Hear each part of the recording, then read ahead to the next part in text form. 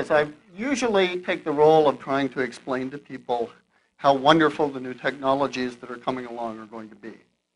And I thought that since I was among friends here, I would tell you what I really think. And try to look back and try to understand what is really going on here with these amazing jumps in technology. It seems so fast that we can barely keep on top of it.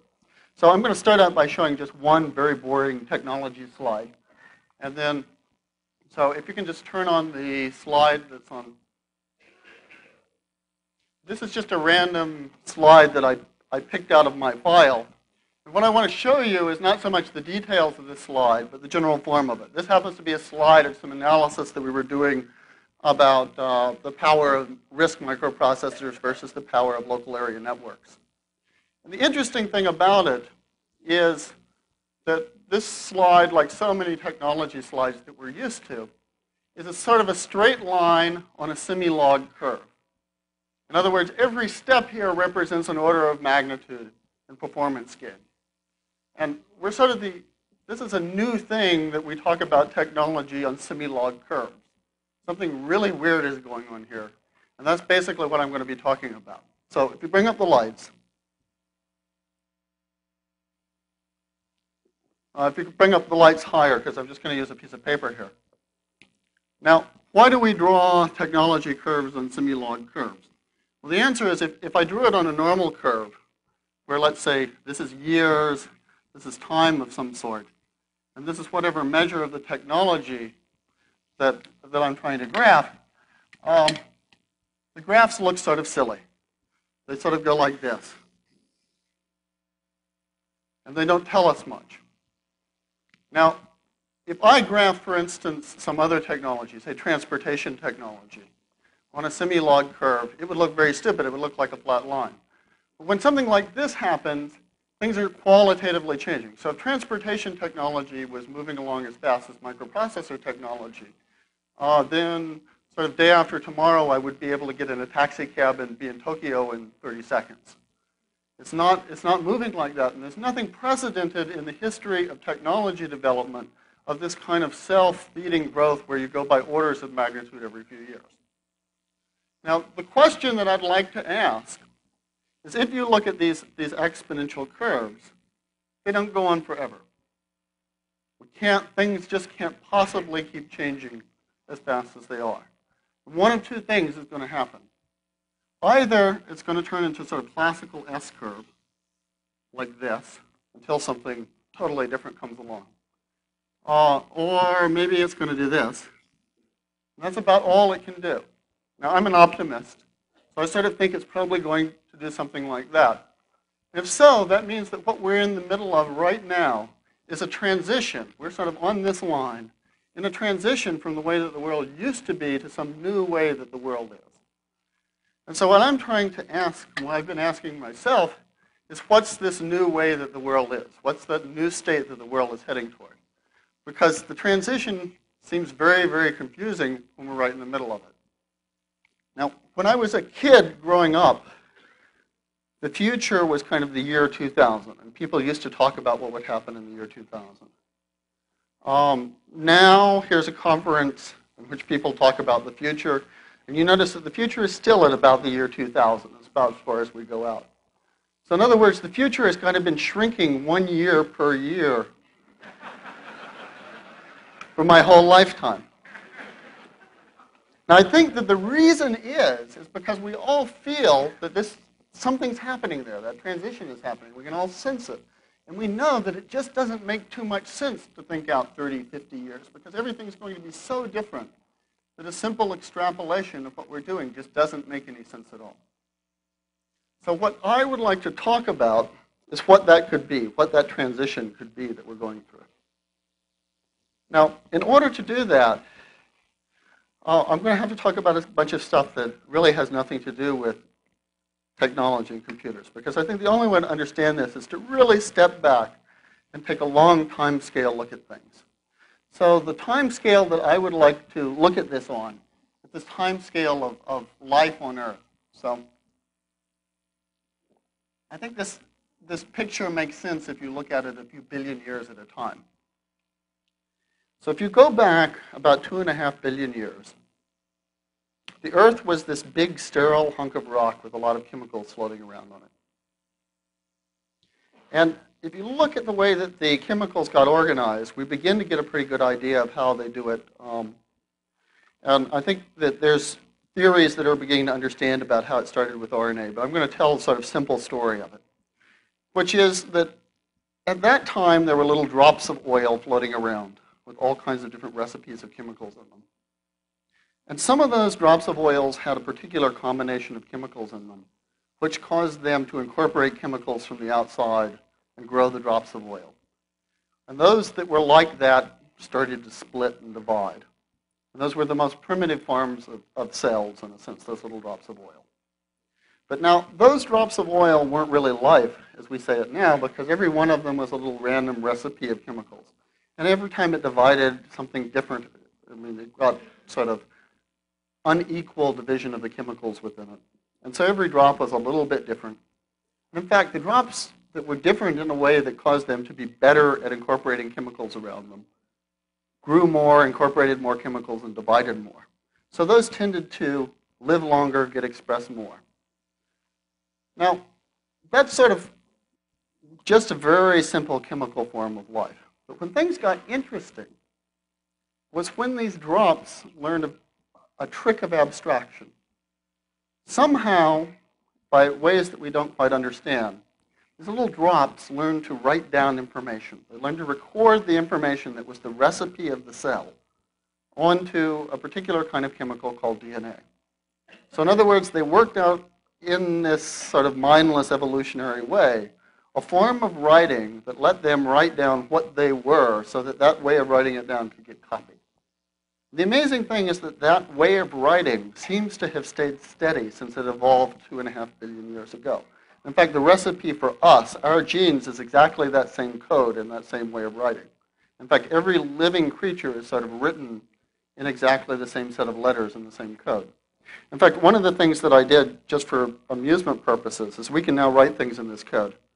And I've got here a little 100 micrograms of white powder, which I try not to let the security people see at airports. But this has in it, what I did is I took this code. The code has standard letters that we use for symbolizing it. And I wrote my business card onto a piece of DNA and amplified it 10 to the 22 times. So if anyone would like 100 million copies of my business card, I have plenty for everyone in the room, and in fact, everyone in the world. And it's right here. So if I'd really been an egotist, I would have put it into a virus and released it in the room.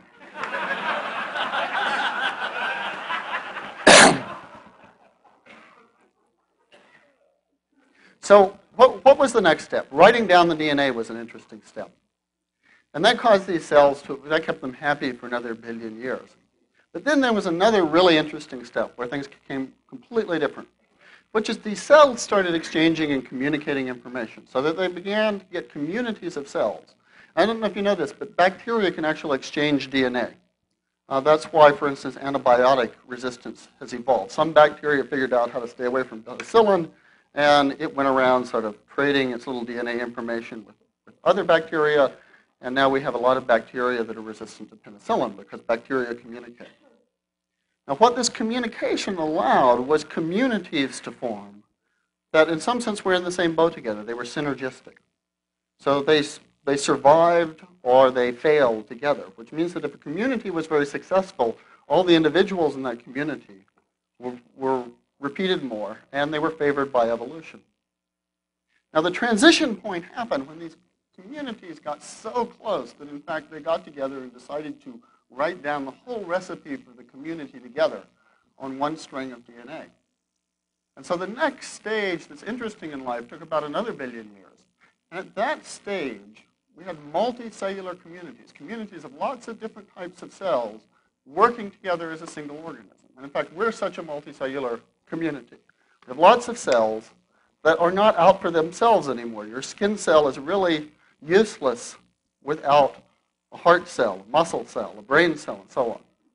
So these communities began to evolve so that the interesting level on which evolution was taking place was no longer a cell, but a community which we call an organism. Now, the next step that happened is within these communities of cells, again, began to abstract information. And they began building very special structures that did nothing but process information within the community. And those are the neural structures. So neurons are the information processing apparatus that those communities of cells built up. And in fact, they began to get specialists in the community and special structures that were responsible for recording, understanding, learning information. And that was the brains and the nervous systems of those communities. And that gave them an evolutionary advantage because at that point, an individual learning could happen within the time span of a single organism instead of over this evolutionary time span. So an organism could, for instance, learn not to eat a certain kind of fruit because it tasted bad and it got sick last time it ate it. That could happen within the lifetime of a single organism. Whereas before they had built those special information processing structures, that would have had to be learned evolutionarily over hundreds of thousands of years by the individuals dying off that ate that kind of fruit. So that nervous system, the fact that they had built those special information structures, tremendously speeded up the whole process of evolution. Because evolution could now happen within an individual. It could happen in learning timescales. And then what happened was the individuals worked out, of course, tricks of communicating. And for example, the most sophisticated version that we're aware of is human language. It's really a pretty amazing invention if you think about it. Here I have a very complicated, messy, confused idea in my head. I'm sitting here making grunting sounds, basically, and hopefully constructing a similar, messy, confused idea in your head that bears some analogy to it. But we're taking something very complicated, turning it into sound, sequence of sounds, and producing something very complicated in your brain. So this allows us now to begin to start functioning as a single organism. And so, in fact, what we've done is we, humanity, have started abstracting out. We're going through the same levels that multicellular organisms have gone through, abstracting out our methods of recording, presenting, processing information. So, for example, the invention of language was a tiny step in that direction.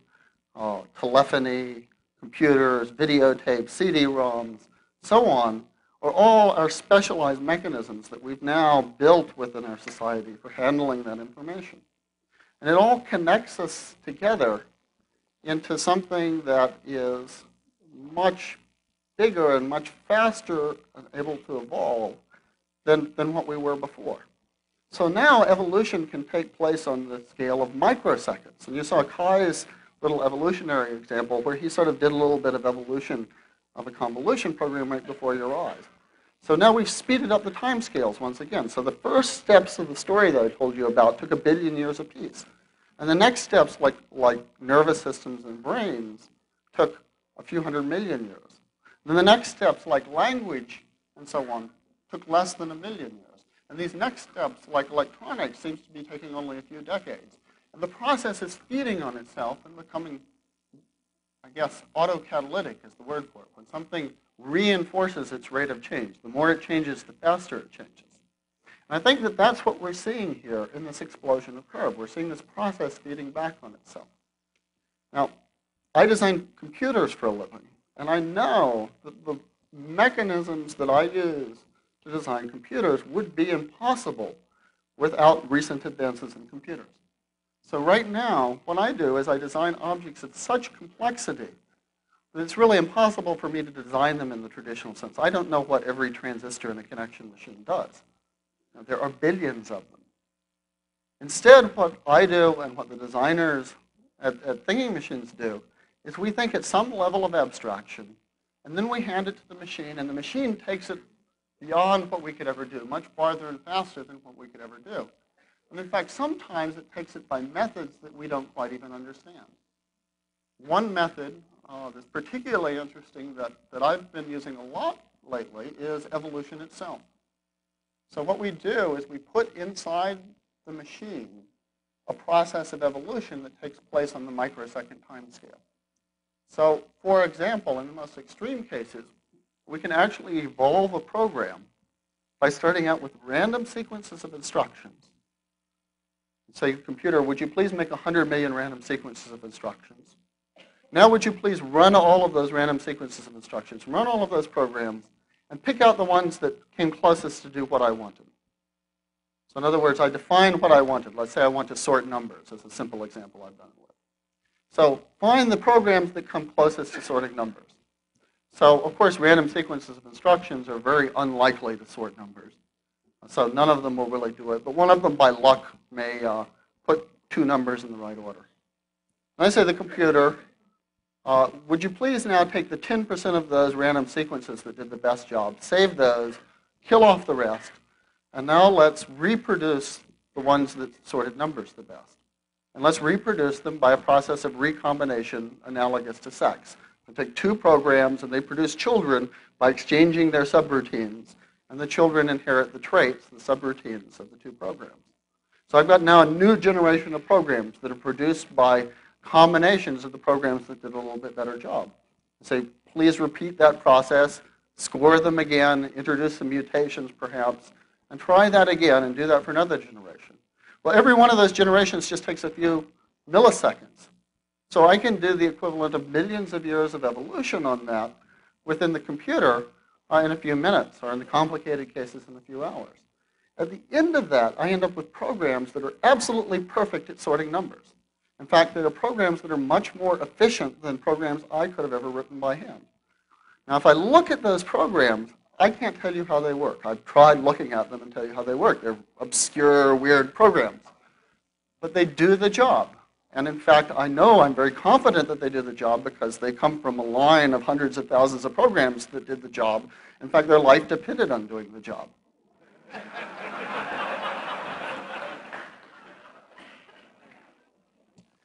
I was riding in a 747 with Marvin Minsky once, and he pulls out this card and he said, oh, look at this. It says, this plane has hundreds of thousands of tiny parts working together to make you a safe flight.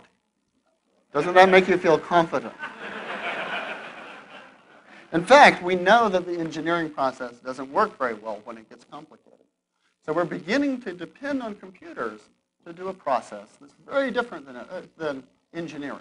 And it lets us produce things of much more complexity than normal engineering lets us produce. And yet we don't quite understand the objects of it. So in a sense, it's getting ahead of us. We're now using those programs to make much faster computers so that we'll be able to run this process much faster. So it's feeding back on itself. The thing is becoming faster, and that's why I think it seems so confusing, because all of these technologies are feeding back on themselves. We're taking off. And what we are is we're at a point in time which is analogous to when single-cell organisms were turning into multi-cell organisms. So we're the amoebas, and we can't quite figure out what the hell this thing is we're creating. We're right at that point of transition. But I think that there really is something coming along after us. I think it's very haughty of us to think that we're the end product of evolution. And I think all of us here are a part of producing whatever that next thing is. So lunch is coming along, and I think I will stop at that point before I get selected out.